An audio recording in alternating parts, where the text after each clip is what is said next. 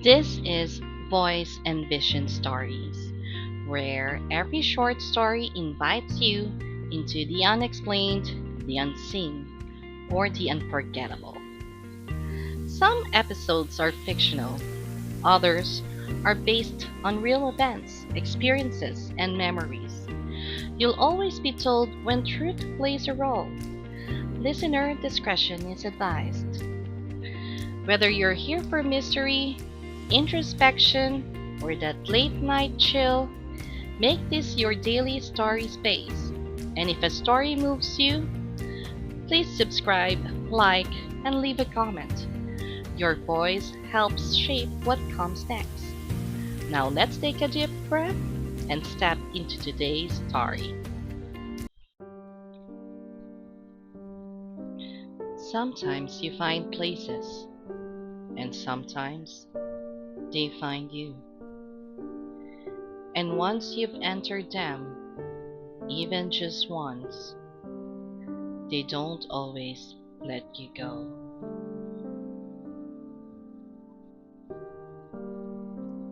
The Detour.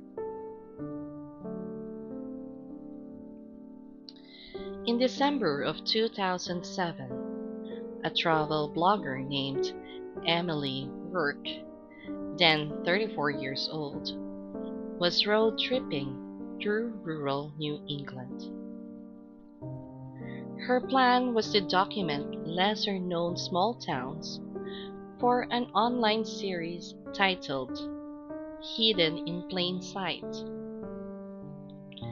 After a snowstorm hit early, her GPS rerouted her through a back road that cut across a forested area in southern Vermont, a place she'd never intended to pass through. The road twisted through pines and birch trees, dense and silent. No cell signal, no cars. Then, about 10 miles, Emily saw something that hadn't appeared on the map. An old sign with faded letters. Welcome to Greyhaven, established in 1811.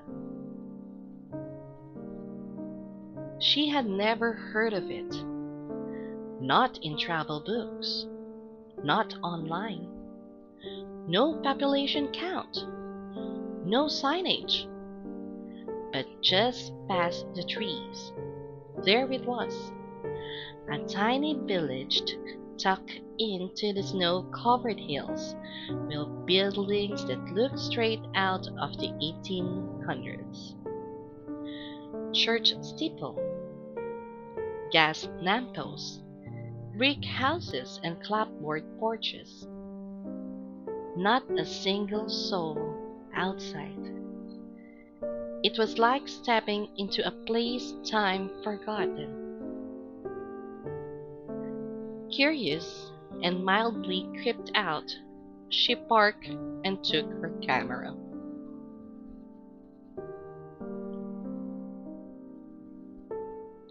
The Strangers. Emily walked the town square, snapping photos. The general store, the post office, an old inn called the Juniper House. As she explored, she began to notice strange things. There were no tire tracks in the snow, no footprints, not even animal prints. Yet, smoke drifted lazily from chimneys, lights flickered in windows, and a rocking chair swayed on a porch with no wind. Inside the general store, the bell jingled when she opened the door, but the place was empty. Products on the shelves looked untouched for decades. Canned goods from the 1960s, a register with prices in cents, and a newspaper dated December 2, 1971, with the headline, Town Mourns Disappearance of local family. No clues found. When Emily turned to leave, the bell jingled again, but no one was there. As she stepped outside, she saw something strange. All the windows of the town were now dark, and in one second-story window, someone stood, perfectly still, watching her. A man, pale, dressed in a black suit, and eyes wide. When she blinked, he was gone.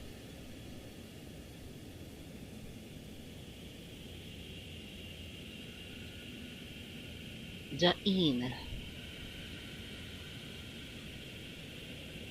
Panicked, but not wanting to drive blind through the snow, Emily took refuge in the juniper house. The innkeeper, a woman in her 60s, greeted her with an odd smile. "You came through the forest, didn't you?" she asked. Emily nodded, trying to play it cool. The woman showed her to a room.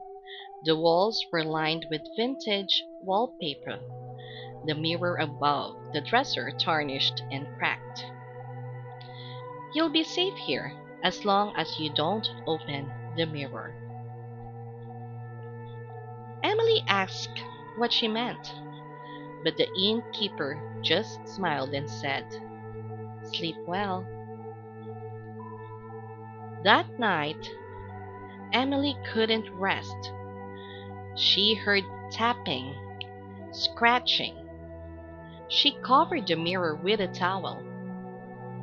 At exactly 3:11 a.m., the towel slipped, or was pulled, to the floor.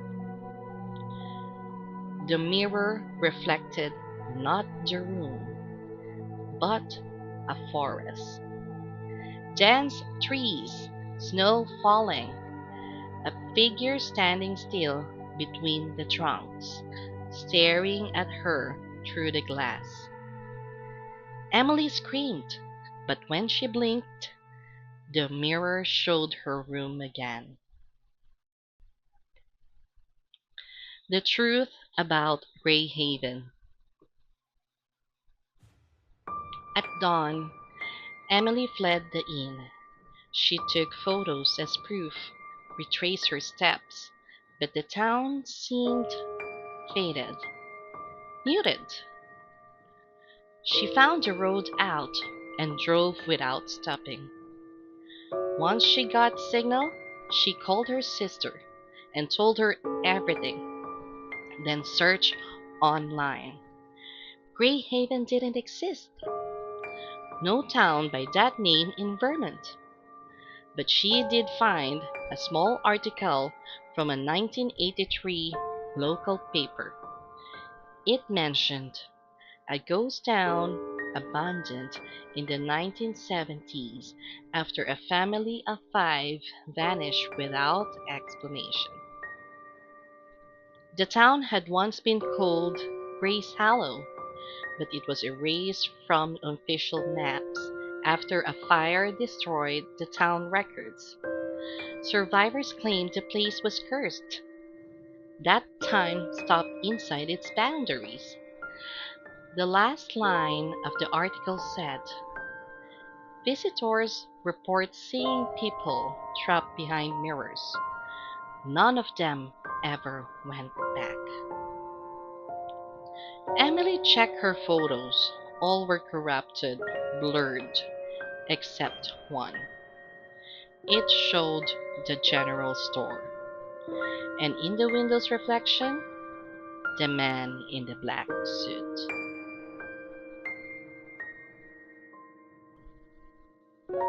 Haunted still. It's been over 15 years. Emily never returned to New England, but sometimes, around December, She wakes up at exactly 3:11 a.m. to find the mirror in her bedroom uncovered, no matter how she seals it. And sometimes, just for a second, she sees trees in the glass. She moved across the country, burned the camera, covered all her mirrors with sheets, but each year, one always slips. Each year, she hears a voice. You came through the forest, and now the forest comes through you.